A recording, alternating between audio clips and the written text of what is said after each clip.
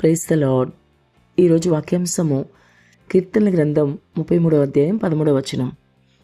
ప్రభువు ఆకాశములో నుండి కనిపెట్టుచున్నాడు, ఆయన నరులందరినీ దృష్టించుచున్నాడు. ప్రభు ఈ వాక్య భాగం నుండి ఈరోజు మనతో ఏం మాట్లాడుతున్నారో చూద్దాం. ఆయన కనుదృష్టి నరులందరి మీద ఉందన్న విషయాన్ని కీర్తనకారుడు ఎంతో వివరంగా చెప్తున్నాడు.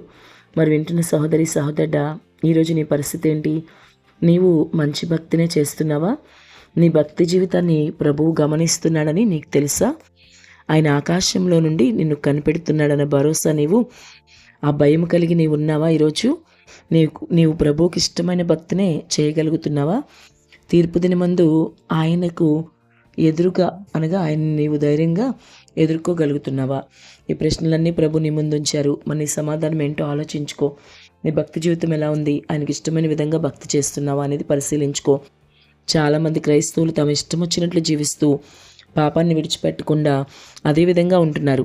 కానీ ప్రభు వారిని గమనిస్తున్నాడని, వారు చేసే ప్రతి పనికి ప్రభు యొద్ద లెక్క చెప్పుకోవాలని పూర్తిగా మర్చిపోతున్నారు.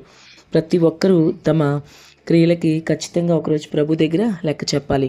కాబట్టి బహు జాగ్రత్త కలిగి ఆత్మీయ జీవితంలో ఉండాలి. అంతేకాదు, ప్రభు నిన్ను పరిశీలించి చూస్తున్నాడు గనక సహోదరుడా, నీవు 100% భయభక్తులతో జీవించాలి. నీవు వానికి వ్యతిరేకమైన ఏ పని చేయడానికి వీల్లేదు.